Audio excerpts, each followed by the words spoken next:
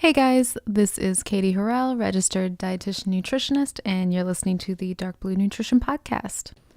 I know that nutrition can be a little bit complicated, and I don't want to make it feel that way for you guys. I want you guys to feel relaxed and like we can have an open conversation about nutrition and just talk about it in a judgment-free way. You are not going to find any quick fixes or diet tips or anything like that here. You're going to find just a sustainable way to look at nutrition and a lot of psychology topics like intuitive eating, mindful eating, and why we eat the foods that we eat, why we make the choices that we make. I really like to get into the deep nitty-gritty stuff because I feel like that's what really makes or breaks our food decisions. That's what changes us as far as reaching our goals and living a healthier lifestyle. So that'll be my typical type of episode for you. For today, we're going to have a little bit of a different episode. We're going to talk a little bit about my story and why I'm here and why I'm doing a podcast and like why I'm a registered dietitian. I think it's important to kind of know the backstory of people and why they do what they do, because a lot of us have a very deep reasoning for doing the things that we love, and it's important to share with the world, guys. You got to share what you love. So today I'm going to talk about that. Just think of it as the first day that you go to class and you have to do those dreaded tell us about yourself fun fact things. I hate those so much, but today we're going to do that, except it's going to be slightly less intimidating for me and hopefully less boring for you guys. So without further ado, let's kind of get into it and get started. First, I'm going to just introduce a little bit about what I do now, and then I'll kind of do a reverse history of how I came into dietetics and how I got started choosing the profession and doing what I do. So to begin with, I am a registered dietitian, as I mentioned. I recently graduated last year in December of 2017, so I'm pretty fresh and new to becoming a dietitian, but I'm very excited and I love what I do. My story to becoming a dietitian starts when I was a teenager.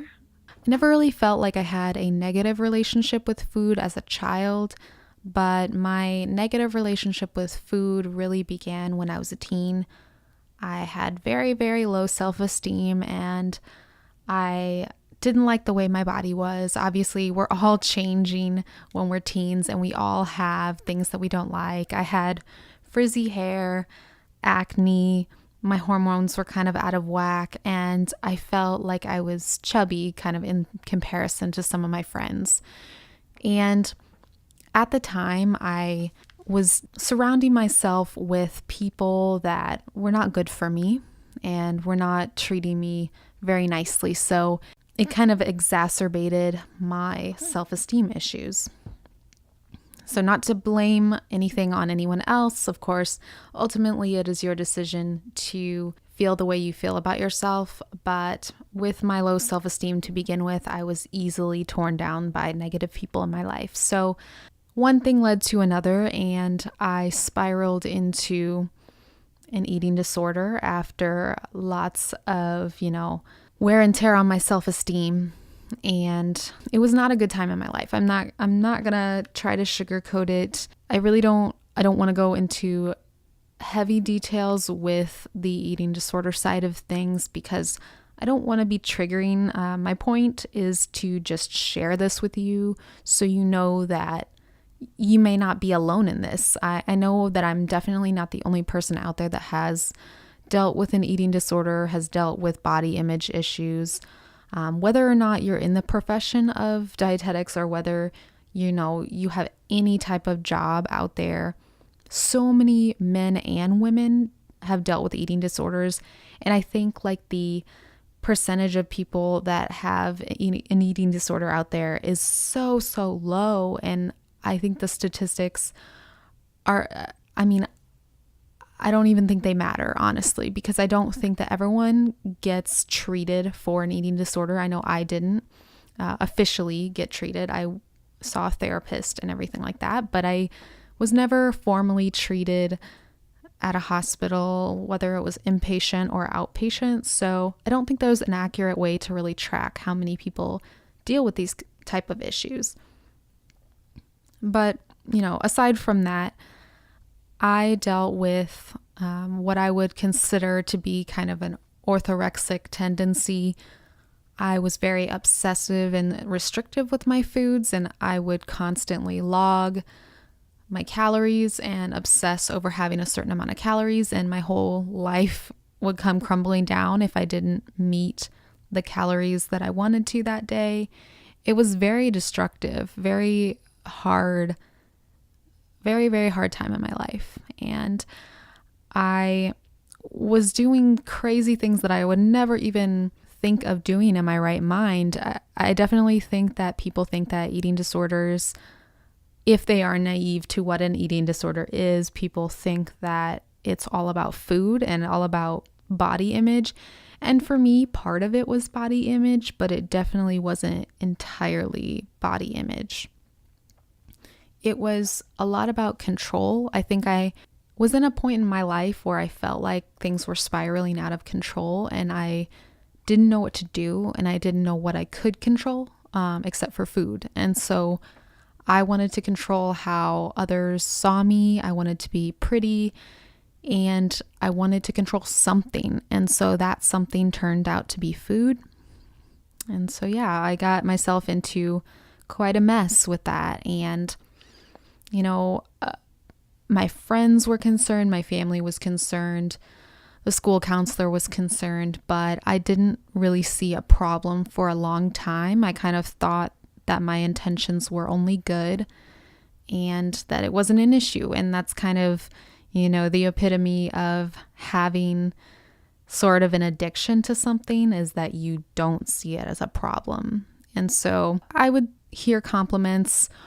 At first, they were compliments, and I would take them in. And then when they turned into concern in some kind of twisted way, I would still feel happy about the fact that that person thought I was skinny. Say they're like, man, you look extremely skinny. Like, oh my gosh. Like, I remember one moment, someone, I won't say like who exactly it was, but someone at a holiday party said that I looked like a twig, and I took that as a compliment. It's just not something that I would take as a compliment nowadays, but back then I was just kind of not in the same frame of mind, and I wasn't thinking clearly, because that's what it does to you. It makes you think not clearly at all.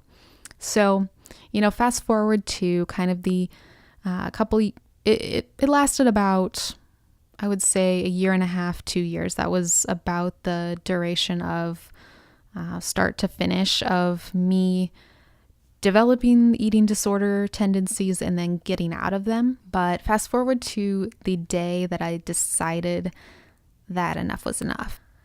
I still remember this day very, very clearly in my mind. And I remember getting up and going to the scale like I would normally every day, and looking down and then seeing the number that was on the scale.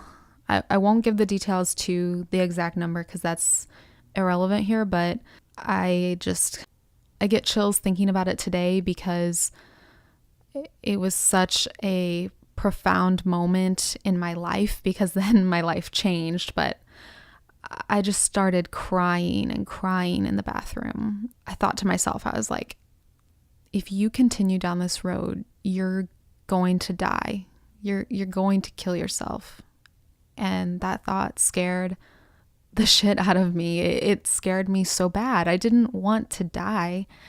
I didn't want to die. I wanted to live a healthy life. I knew I wanted something more, but at that point in my life, I just wasn't sure what it was.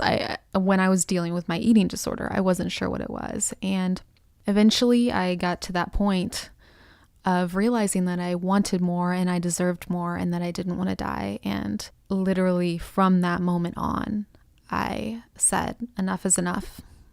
I'm changing my life around. I'm not doing this to myself anymore.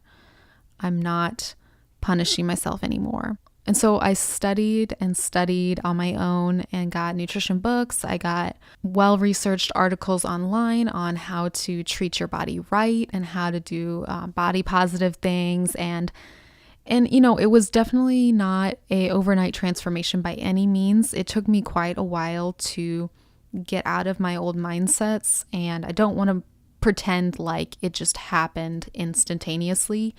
My mind was changed instantaneously to knowing that I wanted more, but overall it was, long days of studying how to treat my body right and trying to overcome that devil on my shoulder that was telling me to go back to my eating disorder. It took a long time to really get away from that. And there are different, thoughts on if someone always has an eating disorder for the rest of their life, or if you ever truly recover from an eating disorder. And I honestly don't know the answer to that. I think that you will always feel some sort of tendency towards it, but I do think that you can get to a point where you know that you will never go back. And that's kind of where I'm at today. I don't feel like I'd ever have those tendencies again. But getting off track a little bit to my story. So after much research, I realized that my once unhealthy obsession turned into a very positive obsession in a way, if you want to call it an obsession. I loved learning how to actually treat my body right. At the time, my nails were very frail. My hair was falling out in small chunks, sometimes big chunks, and that really scared me too. So I looked up the types of vitamins and minerals that you need to have healthy skin, healthy hair, healthy nails, and a healthy body, of course. And it was just all so fascinating. So at the point in time where I was really changing my habits, it was at the end of high school where I really needed to make a career choice. And for the longest time, I really thought that I wanted to be a cosmetologist. We had those career days as a freshman in high school on what you wanted to do when you grew up. And that was my poster board. I wanted to be a cosmetologist. And there's nothing wrong with that at all. Honestly, I think it would be a very cool job to this day. But I found that, as a person that really didn't want to go the college route, I just changed my thought overnight. And I was like, I want to go to college, and I want to go to college for nutrition. And I think that made my parents very happy. But so I went from not really caring a whole lot about school to really caring about learning and caring about a specific topic. And the topic, nutrition makes me very happy. I always love learning, and I think it's hilarious how little I cared in high school and how much I care about school and continuing education now. I'm finally done with school now, but I was a very, very studious college student, so it's funny how the tables can turn like that. So if you're in high school and you feel like you hate school now, then you might change your mind in the future. So I decided to go to college, and luckily dietetics was offered at a college that was about 40 minutes from my home. And I stayed with my grandma during the week because she lived right next to the college that I wanted to go to. So that was quite a blessing in itself. And I met a lot of great people through my undergrad. I had a pretty rigorous program, at least what I would consider rigorous. And I wouldn't have asked for anything less, though. It was a great, great school. And I'm happy that I did my undergrad where I did. It really gave me a great foundation for applying to internships, which is a whole nother crazy topic in itself. But I ended up applying to a couple programs that had a coordinated master's program with them too. I wasn't 100% sure that I wanted to get my master's, but in case you aren't aware of kind of the change that's happening in the dietetics field, in the next few years, dietitians are going to be required to have a master's degree. So I knew that that was going to be something that I should probably go for. But technically, if you've started within a certain time frame, you are exempt from needing to have a master's degree. as a dietitian, but of course they say that, but there's a certain competition that comes with having, an extra degree. So I figured it would be good to apply to those programs anyway. So I applied and I got into a school that was a couple hours north of where I'm from. I was fortunate enough to get chosen as a grad assistant for the program that I was accepted to. It was a coordinated program, so it had both the internship and the grad school portion combined, and you did the grad school first and then you did the internship second.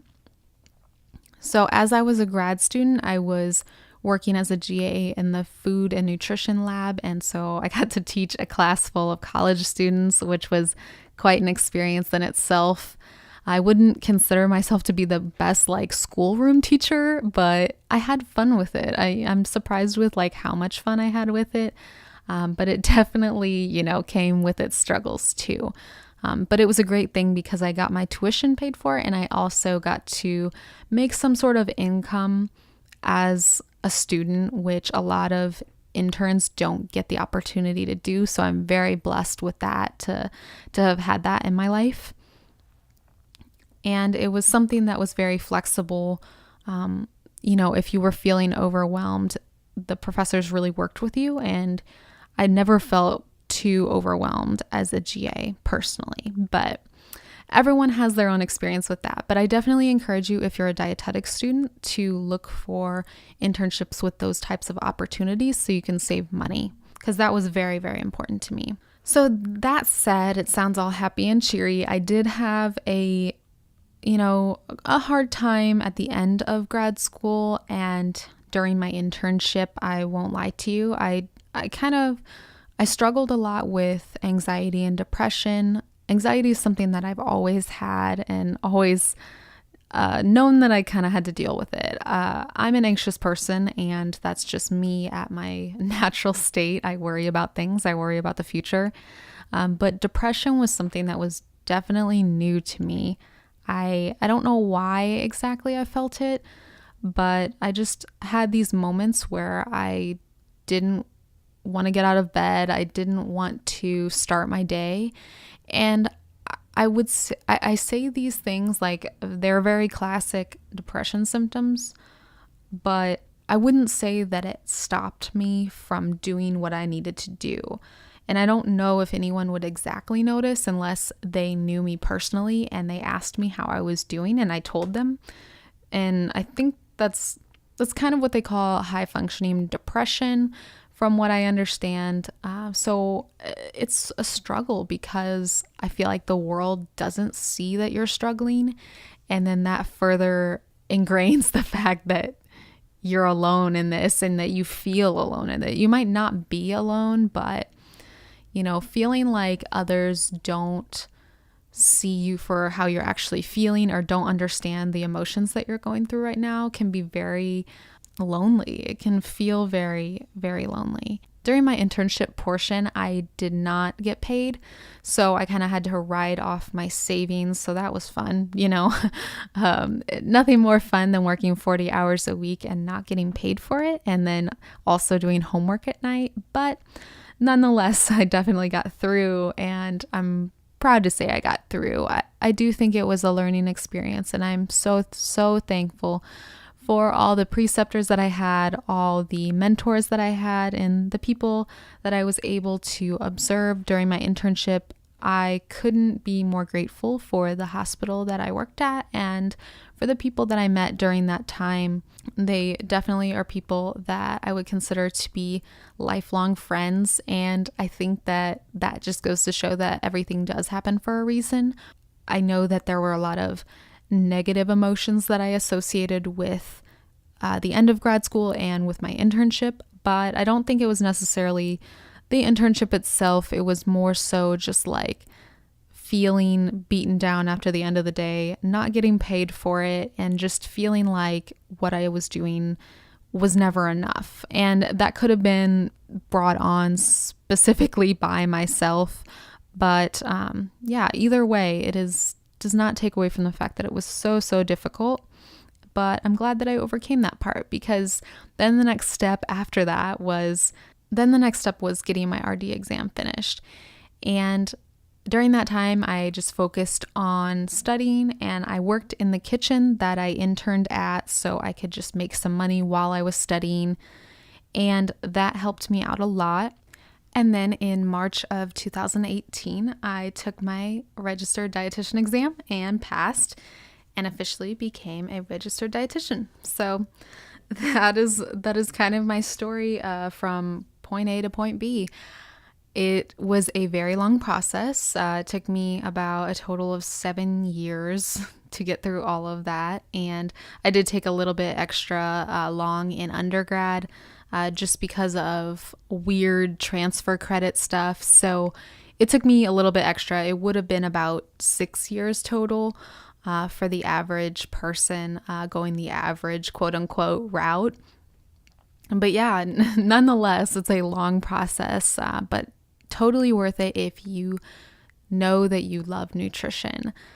Definitely don't want to discourage anyone from going this route if it's what you love. If you feel you love something more, you probably don't want to become a dietitian because it's a long process, but totally rewarding and totally worth it. So now I am working at 2 nutrition apps just for privacy's sake and the fact that I'm not really sure if I'm allowed to disclose what companies I work for. I won't say the names of them, but I work for 2 nutrition apps, and I think that's pretty cool starting off. I knew that going into job hunting that I wasn't exactly looking for a clinical dietitian job. I wanted something that was a little more community-based and preventative health-based because I really feel like a lot of intervention needs to happen there as opposed to treating problems once they're already there. So I'm more passionate about preventative health, even though I know that there's definitely a need for both preventative and secondary and tertiary care. I think that there's definitely people that excel at different areas in dietetics, and there's a need for all of them. But my heart and soul is in preventative health. And that's one of the reasons that I started this podcast, is I feel like I can, talk to you guys who are interested in health and nutrition and learning more and having a healthier relationship with food. And we can just kind of have a chat about it. It doesn't have to be anything complicated, and it doesn't have to be anything that's, too crazy, too kooky. I cannot stand how often I see things about the ketogenic diet, things about these diets that are, quick fixes. And, as much as we are obsessed as a whole, as Americans or as whatever country you're in, we're kind of obsessed with quick fixes. And I hate to say it, but nutrition is really not as difficult as the media makes it seem. A lot of the basics, which are focusing on whole foods, focusing on fruits and vegetables, and having balance. That is kind of the core of nutrition. But we make it very complicated because this will be a different topic for a different day, but we make it extra complicated, I think. If we would just have more of an open mind to being okay with weight loss being something that takes time, or being okay with our weight and just focusing on a healthy diet rather than focusing on losing weight per se. It might be a secondary factor that comes with making healthy lifestyle changes, but I don't think that weight and vanity should be the only thing that we think about. And I do understand. I like to look good too. I'm a human being, and so are you. And I'm not judging by any means to say that you can't care about how you look, because you deserve to do what makes you feel good. But my point is just that we need to focus on sustainable nutrition. Sustainable nutrition just means that you can do it for a lifetime. Can you be low carb for a lifetime? Can you do the ketogenic diet for a lifetime? If not, that's probably not the diet that's for you. You want to do something that is going to keep you healthy long term and keep you feeling good and energized and feeling amazing about your body just the way you are. Sorry guys, kind of getting on a spiel here, but I just want to emphasize that we can make nutrition easy. We just have to think deeper into what causes some of our troubles with food and what causes some of our deeply rooted issues with food. I kind of like to joke that I'm a nutrition therapist because I feel like most people have problems deep down with food at a psychological level, and it's not necessarily a lack of knowledge. Definitely some people have knowledge to gain and to better themselves in a healthy way, but a lot of us have emotional ties that we connect with food. For example, my story. My story was not necessarily related to food, but the emotions that I was feeling made me connect it to food because food is something that I do every single day. I eat every single day. I drink every single day. And because I had those emotions with me, I tied it to something that was in my life every day. And I think that's what people do with comfort food. That's what people do, whether it's an eating disorder or binge eating or just mindlessly eating. It doesn't have to be a quote unquote disorder to, be something that we can talk about, be something that we can kind of unravel and see what's at its core. So that's what I'm really hoping to do with this podcast. If you have any ideas for me, I'd love to hear them. I definitely intend to talk about a lot of nutrition psychology. I'd be very interested in doing any topics that you mention and researching them and talking about them in just a casual way. We don't have to make this complicated or crazy. I want it to be as easy and as relaxing as possible, kind of like a coffee chat style talk. We just have to, pick a topic and work it through. So if you guys stayed for the duration of this podcast, I thank you so much for listening today. Thank you so much for joining me on my first podcast. It's really exciting for me, and I can't wait to make more in the future. Again, if you have any ideas for future episodes, you can send me an email at darkbluenutrition@gmail.com, and I would love to hear any of your feedback.